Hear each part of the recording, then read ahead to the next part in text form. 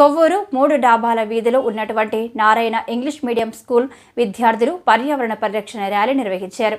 ఈ కార్యక్రమంలో భాగంగా ప్రిన్సిపల్ రాంబాబు మాట్లాడుతూ పర్యావరణ పరిరక్షణ ప్రాముఖ్యతను విద్యార్థులందరికీ ప్రచారం చేయాలని, మొక్కలకు జీవకోటికి గల సంబంధాన్ని, జీవుల మనుగడలో మొక్కల ప్రాముఖ్యతను ప్రజలందరికీ తెలియజేసి వన సంపదను పెంచడంలో మన బాధ్యతను సక్రమంగా నిర్వహిస్తూ ప్రజల్లో చైతన్యం తీసుకురావాలని, తద్వారా వన సంపదను పెంచుకొని పర్యావరణ సమతుల్యతను కాపాడడంలో భాగస్థులు కావాలని పిలుపునిచ్చారు.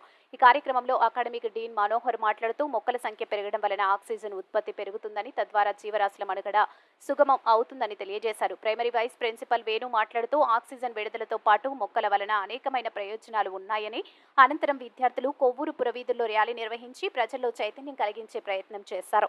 ఈ కార్యక్రమంలో భాగంగా ఆర్డీఓ ఆస్తోష్కి మొక్కలను బహుకరించారు. మరియు కార్యాలయం ఆవరణలో మొక్కలను నాటి విద్యార్థులకు ఆదర్శవంతమైన సూచనలు తెలియజేశారు. అందుకు పాఠశాల ప్రిన్సిపల్ రాంబాబు కృతజ్ఞతలు తెలియజేశారు.